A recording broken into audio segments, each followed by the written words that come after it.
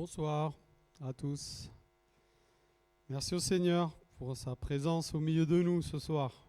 Pour cette troisième étude, on va entrer dans la deuxième partie. La première étude que nous avons eue, c'était l'introduction. Puis la semaine dernière, c'était la première partie sur les origines. Et là, on est à la deuxième partie sur le choix des 12 apôtres par Jésus.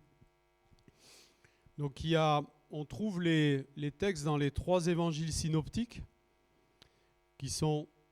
Quels évangiles, les trois synoptiques? Matthieu, Marc et Luc. Les trois premiers sont appelés synoptiques. Pourquoi? Parce qu'ils racontent beaucoup de récits en commun. L'évangile de Jean est un évangile à part, où on retrouve aussi des points communs avec les trois évangiles synoptiques, mais il y a quand même vraiment des choses particulières dans l'évangile de Jean. Alors que Matthieu, Marc, Luc, même s'ils ont chacun leur spécificité aussi, ils ont beaucoup de points communs, c'est pour ça qu'on les appelle ainsi. Et notamment, ils ont comme point commun de parler de la nomination des disciples. On devrait dire des apôtres.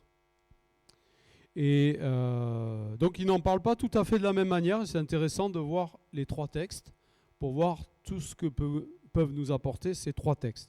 Donc on va lire le premier, c'est dans Matthieu chapitre 10, verset 1 jusqu'au début du verset 5. Puis, ayant appelé ses 12 disciples, il leur donna le pouvoir de chasser les esprits impurs et de guérir toute maladie et toute infirmité. Voici les noms des 12 apôtres. Le premier, Simon, appelé Pierre, et André son frère, Jacques fils de Zébédée, et Jean son frère. Philippe et Barthélemy, Thomas et Matthieu le publicain, Jacques fils d'Alphée et Thaddée, Simon le Cananite et Judas l'Iscariote, celui qui livra Jésus. Tels sont les 12 que Jésus envoya après leur avoir donné les instructions suivantes. Et ensuite Matthieu parle de ces instructions. Ça, c'est le premier texte où il n'est pas dit grand-chose sur la manière dont ça s'est passé. Il est juste dit que Jésus leur a donné un pouvoir et la liste des 12 est donnée. On reviendra sur les listes plus tard, parce qu'on verra qu'il y a des différences, mais ce n'est pas l'objet de l'étude de ce soir. Marc chapitre 3, versets 13 à 19. Il monta ensuite sur la montagne, donc il, c'est Jésus. Il appela ceux qu'il voulut, et ils vinrent auprès de lui. Il en établit 12 pour les avoir avec lui, et pour les envoyer prêcher avec le pouvoir de chasser les démons. Voici les 12 qu'il établit: Simon, qu'il nomma Pierre, Jacques, fils de Zébédée, et Jean, frère de Jacques, auquel il donna le nom de Boanerges, qui signifie fils du tonnerre, André, donc on voit déjà que c'est pas dans le même ordre là, Philippe, Barthélemy, Matthieu, Thomas, Jacques fils d'Alphée, Thaddée, Simon le Cananite et Judas Iscariote, celui qui livra Jésus. Et puis le troisième texte se trouve dans l'évangile de Luc au chapitre 6 et au verset 12. En ce temps-là, Jésus se rendit sur la montagne pour prier et il passa toute la nuit à prier Dieu. Quand le jour parut, il appela ses disciples et il en choisit 12, auxquels il donna le nom d'apôtres. Simon, qu'il nomma Pierre, André son frère, Jacques, Jean, Philippe, Barthélemy, Matthieu, Thomas, Jacques fils d'Alphée, Simon appelé le Zélote, Jude fils de Jacques, et Judas Iscariote qui devint traître. Voilà les trois textes de référence que l'on va utiliser pour voir comment Jésus a nommé les 12 apôtres. C'est Luc qui le précise. À partir de ce moment-là, il leur donna le nom d'apôtres. Donc on ne parle plus de disciples, on parle d'apôtres. C'est des disciples autour de Jésus, il y en avait beaucoup, beaucoup plus que les 12. Mais là, ces 12-là, Jésus décide qu'ils vont être les apôtres. On voit plusieurs choses, on va voir plusieurs points. On va en voir 4. Le premier point, c'est que Jésus s'en remet à son Père. Le deuxième point, on voit que Jésus va les appeler dans un premier temps. Et puis ensuite, il va les établir. Et enfin, il va les équiper. C'est les 4 points qu'on va voir ce soir. Peut-être pas les 4, mais on va commencer à voir les 4. Je ne sais pas si on aura le temps de les voir tous. Et on va commencer par le premier point. Jésus s'en remet au Père. Qu'est-ce que l'on remarque que Matthieu ne nous dit pas, mais que Marc et Luc nous disent? Qu'est-ce que fait Jésus?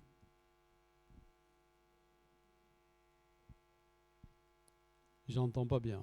Désolé, c'est l'âge. Il monte sur la montagne.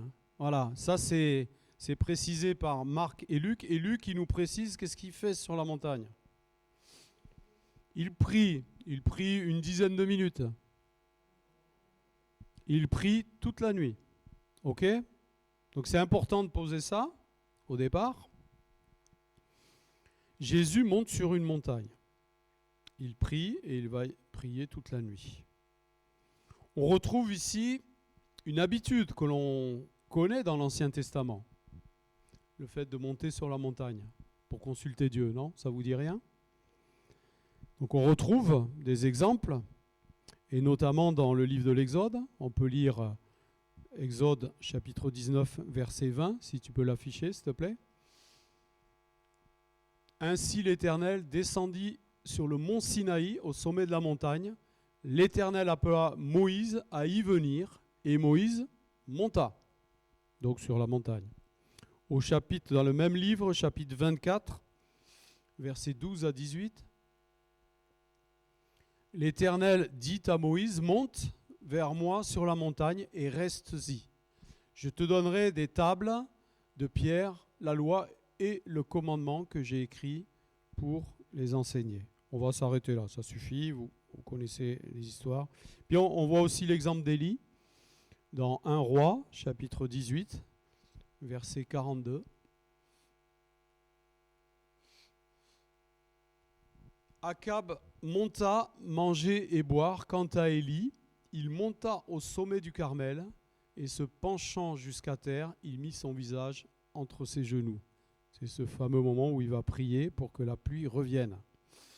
Et à 7 reprises, il envoie son serviteur.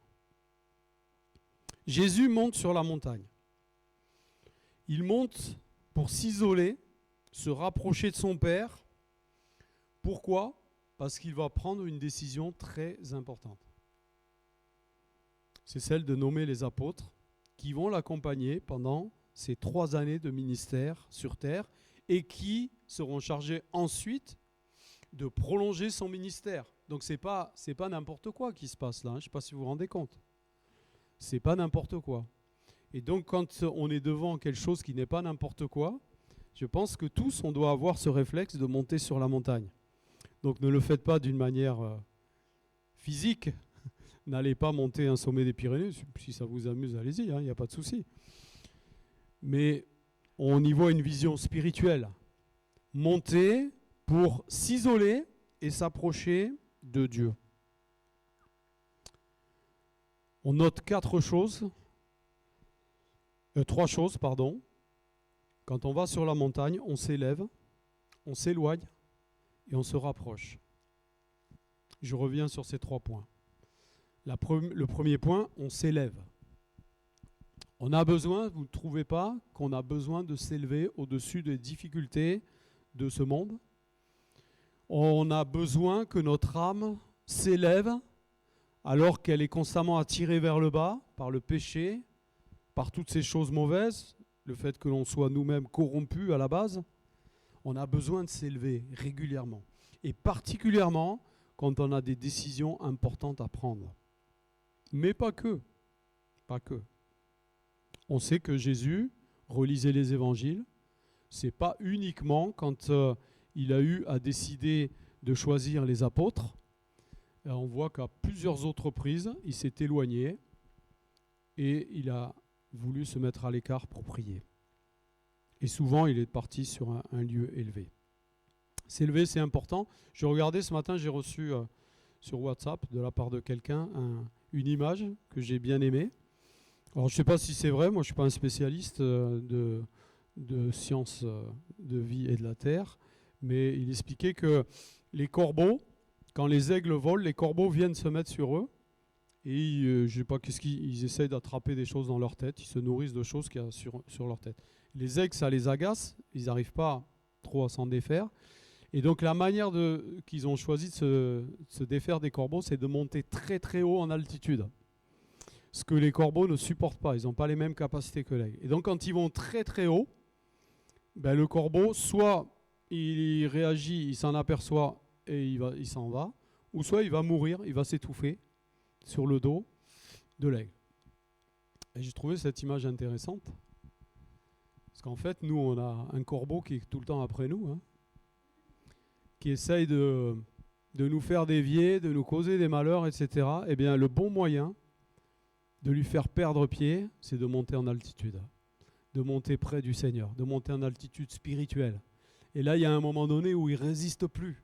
Il ne peut plus tenir. Amen, hein? C'est une belle image. Et je crois que Jésus avait compris cela. Hein. Deuxième chose qu'on fait quand on monte sur la montagne, on s'éloigne. On s'éloigne du bruit. On s'éloigne des distractions. Vous vous rappelez l'image que l'on trouve dans la Genèse, hein, avec Abraham et Lot, qui choisissent chacun un endroit. Et Abraham va être sur la montagne, et Lot dans la plaine. Et on voit que dans la plaine c'est l'image du monde, hein, avec tous ses attraits, tous ses plaisirs, etc. Et en fait, le fait de monter sur la montagne, s'approcher de Dieu, et je pense aussi au verset, au commandement de Jésus qui dit « Rentre, va dans le lieu secret, ferme la porte. » C'est-à-dire, fais taire le bruit. Viens au calme dans ma présence. Amen. Et l'avantage, j'espère que vous avez eu la chance de monter des sommets de montagne. Et c'est vrai que quand on est au sommet, quand vous étiez en bas, il y avait du monde. Quand vous êtes en haut, il y a beaucoup moins de monde. Hein. Et parfois, même moi, ça m'est arrivé de me retrouver en montagne. On se retrouve seul. Le silence total, c'est génial. Vraiment, c'est génial. Et bien, c'est un bon moment pour s'approcher du Seigneur. Et en fait, on a besoin, à un moment donné, de faire taire nos préoccupations, de s'éloigner des tentations, éteindre la télé, éteindre la musique, même la musique chrétienne. Des fois, il faut l'éteindre pour pouvoir écouter Dieu. Il y a des moments où il faut le faire. Et je crois que c'est important, hein, afin que vraiment on puisse être en communion intime, que ce soit vraiment exclusif, réservé à Dieu, ce moment-là. Amen. Et puis se rapprocher, c'est se rapprocher du Maître. On a besoin, dans certains moments de notre vie, de se rapprocher du Maître. Bien sûr, on en a toujours besoin, mais dans des moments où il y a des carrefours, on sent qu'il y a un carrefour pour notre vie, une décision là qu'on va prendre qui va être lourde de conséquences. S'il vous plaît, mes frères et sœurs, ne le faites jamais sans monter sur la montagne. Ne le faites jamais sans monter sur la montagne. Jésus l'a fait pour désigner les disciples. On aurait pu dire, mais Jésus, il a la science infuse. Il connaît tout. Il n'avait pas besoin d'aller sur la montagne. Il savait qui c'est qu'il allait choisir, etc. Il n'avait pas besoin. Si, il avait besoin. Il avait besoin puisqu'il avait revêtu la nature humaine. Il avait besoin de parler avec son Père de ces choses. Et il n'est pas resté qu'une heure, il y a passé la nuit. Deuxième point, Jésus, maintenant qu'il a les noms, c'est un peu comme les Oscars, hein. On réfléchit, et là maintenant, on va donner les noms, il va donner la liste, et il va les appeler par leur nom, il va leur dire de venir s'approcher pour leur parler. Et il est signalé à cet endroit-là qu'il a appelé ceux qu'il voulut. Je veux m'arrêter sur ce point parce qu'il est important. Le ministère des 12 commence sur la volonté souveraine du Maître. Ce qui d'ailleurs va leur octroyer une autorité. Quand vous vous autoproclamez pasteur ou responsable de telle activité ou quoi, c'est bien. Quand les gens savent que c'est Dieu qui vous a nommé et qui vous a envoyé à ce poste, ça vous donne une autre autorité. En fait, l'apôtre du Nouveau Testament, c'est un homme choisi, non par la communauté, mais par Jésus lui-même. C'est un sujet important de réflexion pour la gouvernance de l'Église, parce que vous savez que l'Église a évolué au fil des siècles, et aujourd'hui nous avons ce qu'on appelle les églises congrégationnistes, où ce n'est pas forcément Dieu qui décide, mais c'est l'Église, les gens qui se réunissent pour prendre des décisions sur qui va être pasteur, est-ce qu'on prend ce pasteur, est-ce qu'on ne prend pas ce pasteur, est-ce que...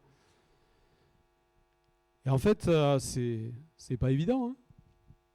C'est pas évident parce que c'est vrai que quand on dit c'est Dieu qui décide, ok, c'est bien Luc, comment on vérifie? C'est un problème délicat. Et des gens se sont arrivés en disant Dieu m'a appelé, Dieu m'a dit que, et puis la suite s'est avérée plutôt décevante et parfois même catastrophique parce que la personne a profité de cela pour faire des choses malveillantes. Donc c'est une affaire compliquée, certes, mais je crois qu'on ne peut pas changer l'évangile et que ce n'est pas une communauté de décider de l'appel de quelqu'un, mais c'est à Dieu. Et ça nous est difficile, mais c'est comme ça que ça doit se passer.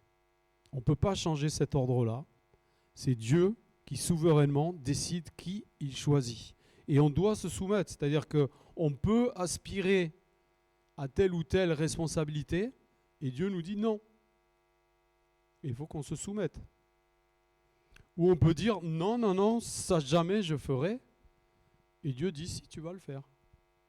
Et on doit se soumettre. Alors que certainement des hommes vous diront mais non, mais t'es pas fait pour ça. T'es pas fait pour ça, surtout ne le fais pas. Alors que Dieu dit si, tu le fais. Donc c'est Dieu qui doit être souverain. Dans tout ce que vous décidez de faire, c'est Dieu qui doit vous conduire et vous diriger. Et quand vous vous posez des questions justement sur quelle est votre place, ou si vous ressentez un appel, ou s'il y a quelque chose qui se passe, ou on vous a dit quelque chose, qu'est-ce que vous devez faire? Allez sur la montagne. Allez sur la montagne pour que Dieu décide, pour que Dieu parle. Mais surtout, ne dites pas « Ah oui, je le ressens, là, c'est fort dans mon cœur. » Vous savez, j'en ai vu des gens qui avaient quelque chose de fort dans leur cœur. Hein. Et puis, un mois après, c'était autre chose qu'ils avaient de fort dans leur cœur. Puis ça change tous les 5 minutes. Il faut être très sérieux par rapport à toutes ces choses. Pour autant, si Jésus décide lui-même, il n'y a pas de hasard non plus.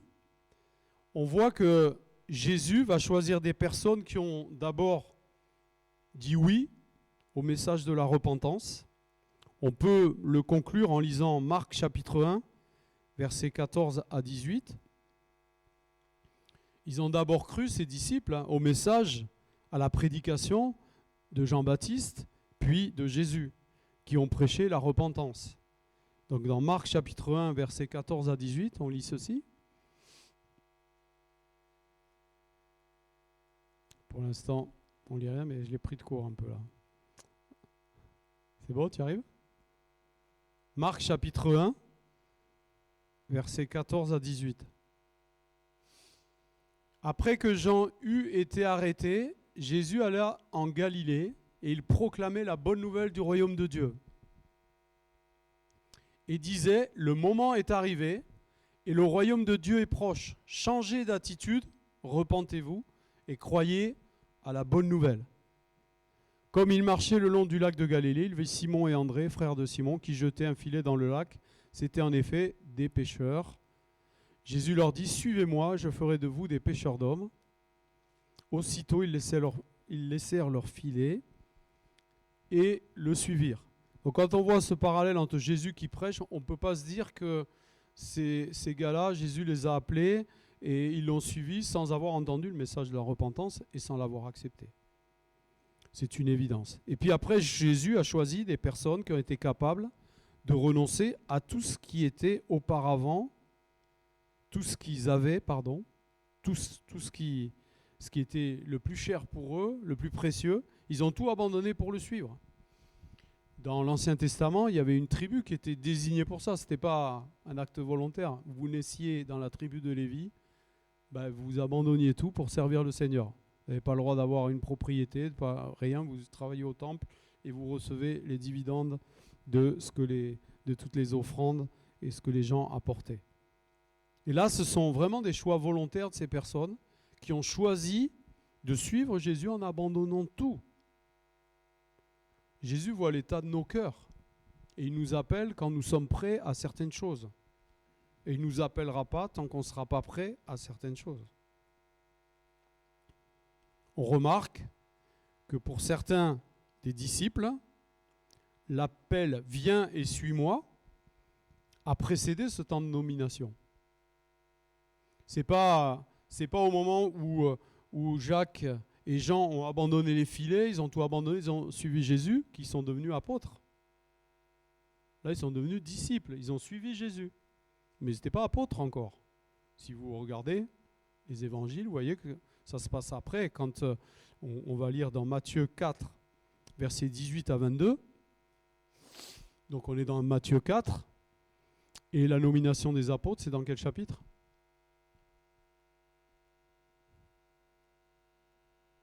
On en a parlé en introduction. Quel chapitre de Matthieu ? Chapitre 10. Donc on est avant. Avant la nomination, voilà ce qui se passe. Matthieu 4, 18 jusqu'au verset 22. Comme il marchait le long du lac de Galilée, il vit deux frères, Simon appelé Pierre et son frère André, qui jetaient un filet dans le lac. C'étaient en effet des pêcheurs. Il leur dit « Suivez-moi, et je ferai de vous des pêcheurs d'hommes. » Aussitôt, ils laissèrent les filets et le suivirent. Il alla plus loin et vit deux autres frères, Jacques, fils de Zébédée, et son frère Jean, qui étaient dans une barque avec leur père Zébédée et qui réparaient leurs filets. Il les appela, et aussitôt, ils laissèrent la barque et leur père et le suivirent. Ça, c'est pour 4 des apôtres. Vous avez retenu qui y a ? Il y avait qui là ? Pierre, André, Jean et Jacques, les fils de Zébédée. Ok ? Après, si on lit dans Matthieu 9, 9, c'est avant le chapitre 10, on est d'accord. Jésus partit de là, en passant, il vit un homme assis au bureau des taxes et qui s'appelait Matthieu. Il lui dit « Suis-moi ». Cet homme se leva et le suivit. Et puis on peut lire aussi dans Jean 1, 43.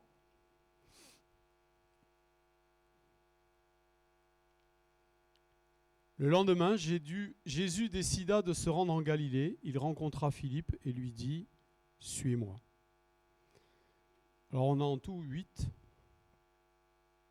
6 apôtres qui sont cités comme ayant été clairement appelés avant que Jésus les nomme apôtres. Donc on peut penser, même si ce n'est pas précisé pour les autres, qu'il en a été de même. Jésus n'a pas sorti du chapeau Thomas, comme ça, d'un seul coup en disant « toi tu vas être apôtre ». Certainement qu'il faisait partie de son entourage. La dernière chose qu'on peut dire sur ce deuxième point où Jésus appelle les disciples, c'est que l'appel du Seigneur n'est pas fondé sur la base d'un mérite quelconque, mais il est basé sur la grâce. Aucun des apôtres, même si on a dit qu'ils s'étaient repentis, même si on a dit qu'ils ont tout laissé pour suivre Jésus, pour autant, aucun ne méritait d'être apôtre. Est-ce que vous comprenez bien ça, mes frères et sœurs ? Même quand on remplit tous les critères, on n'est toujours pas digne d'être apôtre. Donc ne pensons jamais que Dieu nous a choisis parce qu'on est meilleur que les autres. Ne pensons jamais que Dieu nous choisit parce que depuis notre naissance, tout est nickel. Je vous ramène à l'apôtre Paul. Aucun d'eux ne méritait d'être apôtre. Ils l'ont été par la miséricorde de Christ. Amen. Et il passe clairement, c'est Luc qui le précise, on l'a vu, du statut de disciple à celui d'apôtre. Amen. Troisième point, Jésus les établit. Donc là, il les a plus seulement appelés, mais il les appelle à monter avec lui, à le rejoindre sur la montagne. C'est une image extraordinaire, je trouve. Donc on la voit dans Matthieu 10, 1. Le lendemain, non, c'est pas ça. Matthieu 10, 1. Puis Jésus appela ses 12 disciples et leur donna le pouvoir de chasser les esprits impurs et de guérir toute maladie, toute infirmité. Donc ça, c'est après qu'il ait dit que Jésus est sur la montagne. Il les appelle et il va les envoyer ensuite. Il les appelle à venir avec lui. Marc 3, 13. Marc chapitre 3, verset 13. Il monta ensuite sur la montagne. Il appela ceux qu'il voulait et ils vinrent vers lui. Donc on voit bien que les disciples montent vers Jésus sur la montagne. Luc 6, 13. Quand le jour fut levé, il appela ses disciples et il en choisit parmi eux 12 auxquels il donna le nom d'apôtres. Donc clairement on voit que les disciples sont amenés à rejoindre Jésus sur la montagne. À partir du moment où Dieu va vous choisir pour vous donner un certain statut, une certaine responsabilité dans son œuvre, il ne peut pas le faire si vous ne montez pas avec lui sur la montagne. C'est la seule chose qu'il demande en fait. Il ne vous demande pas est-ce que tu es capable de ci, est-ce que tu es capable de ça, est-ce que tu sais faire ci, tu sais faire ça, tu ne sais pas faire ci. Non, il nous demande de monter avec lui sur la montagne. Et ça, c'est une image extraordinaire. Et c'est important quand on a une responsabilité, qu'on exerce une responsabilité dans l'œuvre de Dieu, non seulement de monter, rejoindre Jésus sur la montagne, mais de rester sur la montagne. Celui qui exerce des responsabilités et qui commence à descendre de la montagne, c'est-à-dire de la présence de Dieu, du conseil de Dieu, il est en danger. Et des pasteurs, des responsables d'église ont pu chuter, ont pu commettre de graves erreurs parce qu'ils ne sont pas restés sur la montagne. Donc ça, c'est vraiment une image importante. Une question se pose. Pourquoi seulement 12 ? Alors que Jésus, juste avant, dans Matthieu 10, quand il est dit que Jésus est monté, dans Matthieu, en l'occurrence, c'est pas dit, mais Jésus est allé sur la montagne pour prier. Juste avant, il avait vu cette foule sans berger, la fin du chapitre 9 de Matthieu, où il dit, il est ému de compassion devant la foule sans berger, il dit priez pour que le maître envoie des ouvriers. Il dit la moisson est grande. La moisson est grande, 12 personnes. On se dit au niveau stratégique, Jésus n'est pas trop au point, quoi. Alors on va essayer d'expliquer pourquoi 12. Il y a une raison principale, mais on va voir d'autres aussi. D'abord, on voit régulièrement dans les Écritures que Dieu veut faire de grandes choses avec un petit nombre. Ça a toujours été une logique divine. Il veut faire de grandes choses avec ceux qui sont faibles. Je vous rappelle que le réveil de la Pentecôte est parti de juste 120 personnes. C'était pas beaucoup, hein. Dans une agglomération comme Jérusalem, où en plus il y a la fête de Pentecôte, donc où là, je ne vais pas m'avancer, mais la population devait au moins doubler ou tripler. Et je suis gentil quand je en reste là. 120 personnes, c'est rien du tout. C'était rien du tout. Et pourtant, on voit ce qui s'est passé, hein. Des choses extraordinaires. La deuxième chose qu'on peut dire, c'est que quand Jésus a eu besoin, il a élargi le groupe. On connaît le moment où il en envoie 70. Donc ce n'est pas parce qu'il y en a 12 qu'on se limite. Mais on peut surtout dire que le nombre 12 a une signification au regard des Écritures. Et en particulier quand on regarde l'histoire du peuple d'Israël. D'ailleurs, le chiffre 12, vous le retrouvez dans les 120. Hein. 120, c'est 10 fois 12, pour ceux qui sont forts en maths. Évidemment, on retrouve l'origine de ce nombre dans le nombre des 12 fils de Jacob, à partir des 12 fils de Jacob, sont nées les 12 tribus d'Israël. Et Jacob, vous savez que son nom a été changé et qui s'est fait appeler Israël. Et donc c'est ainsi qu'est vraiment née la nation d'Israël. Bien sûr, ça a commencé la naissance à partir du moment où Abraham a été envoyé, mais concrètement, ça se réalise au moment où Jacob change de nom et que ses 12 fils vont devenir les pères d'Israël, étant chacun chef de tribu des 12 tribus d'Israël. Dans les évangiles de Matthieu et Luc, la référence à Israël est bien explicite quand Jésus promet aux 12 qu'ils vont s'asseoir sur 12 trônes pour, alors le terme juger est employé, mais beaucoup de spécialistes disent que la traduction n'est pas bonne, c'est plutôt pour gouverner les 12 tribus d'Israël. En fait, quand on parle de la fin des temps, il faut comprendre que Jésus revient en 2 temps. Il y a d'abord l'enlèvement de l'Église, donc il revient d'abord pour l'Église, donc pour les 12, puisque nous sommes les enfants des 12 apôtres. Et ensuite, quand il y aura la dernière bataille, la bataille d'Armageddon, au sein de la grande tribulation, il va revenir poser ses pieds sur le mont des Oliviers. Et cette fois-ci, il vient pour qui ? Il vient pour qui la deuxième fois ? Il ne vient pas pour les chrétiens. Ils ont été enlevés. Il vient pourquoi la deuxième ? Pour qui ? Pas pour quoi faire. Pour qui il vient ? Pour Israël. Il vient pour Israël. Il vient pour sauver Israël. Toutes les nations de la terre vont se liguer. La bataille d'Armageddon, c'est ça. C'est toutes les nations de la terre vont se liguer pour venir écrabouiller Israël. Parce que si toute la terre se met contre Israël, c'est fini. Hein. Là, pour l'instant, Israël tient parce qu'ils ont des alliés puissants, notamment les États-Unis. Mais le jour où les États-Unis et l'Europe laissent tomber Israël, regardez un jour une carte. Hein.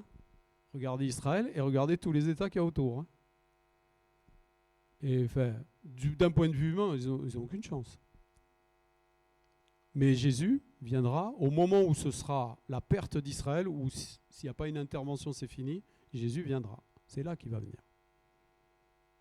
Ok ?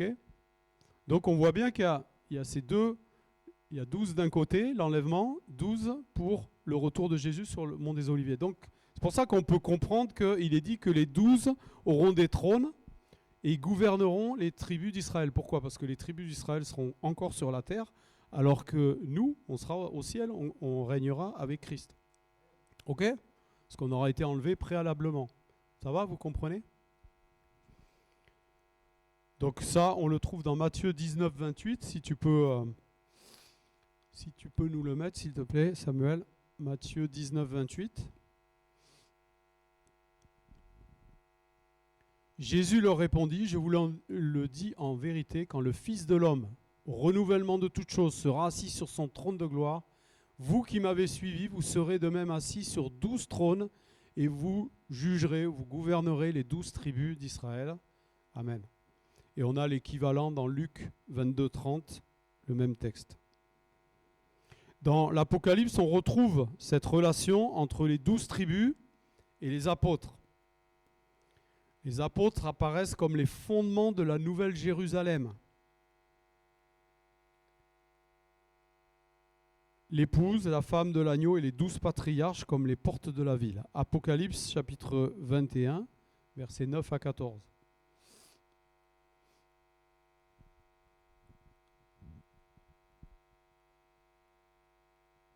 Apocalypse 21, verset 9. Puis un des 7 anges qui tenait les 7 coupes remplies des 7 derniers fléaux vint m'adresser la parole et dit : Viens, je te montrerai la femme, l'épouse de l'agneau. Il me transporta en esprit sur une grande et haute montagne et me montra la ville sainte, Jérusalem, qui descendait du ciel auprès de Dieu. Elle rayonnait de la gloire de Dieu, son éclat ressemblait à celui d'une pierre très précieuse, d'une pierre de jaspe, transparente comme du cristal. Elle était entourée d'une grande et haute muraille avec 12 portes, et à ces portes 12 anges, des noms qui étaient inscrits, ceux des 12 tribus d'Israël. Il y avait à l'est 3 portes, au nord 3 portes, au sud 3 portes et à l'ouest 3 portes. La muraille de la ville avait 12 fondations qui portaient les noms des 12 apôtres de l'agneau. Amen. Donc on retrouve les 12 et 12 toujours face à face. En fait, qu'est-ce que ça signifie ? Jésus, au travers des 12, est en train de déclarer qu'il se crée un nouveau peuple. Ce qui ne veut pas dire qu'il efface l'ancien. Mais il y a un autre peuple maintenant, en plus d'Israël. Et ce peuple, c'est celui de tous les rachetés. C'est l'Église. C'est l'Église. L'Église, Israël, qui sont en parallèle, qui ont des destinées, qui sont des trajectoires parallèles, mais que l'un ne remplace pas l'autre. Hein. Attention. Dieu ne dit pas, Israël, maintenant c'est fini, maintenant c'est l'Église. Non, non, il y a toujours des promesses sur Israël, et Dieu s'occupe toujours d'Israël. Il n'y a pas de souci là-dessus. Mais il se crée un nouveau peuple au travers de ces 12 apôtres qu'il choisit pour la formation de son Église, de sa famille spirituelle. L'Église ne remplace pas Israël, elle vient après Israël.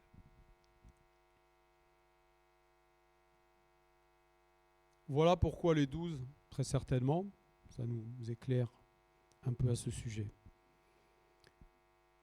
Voilà, je vais arrêter là parce qu'il est déjà 21. Si j'attaque la dernière partie, je ne pourrai pas la faire en 9 minutes, ça c'est sûr.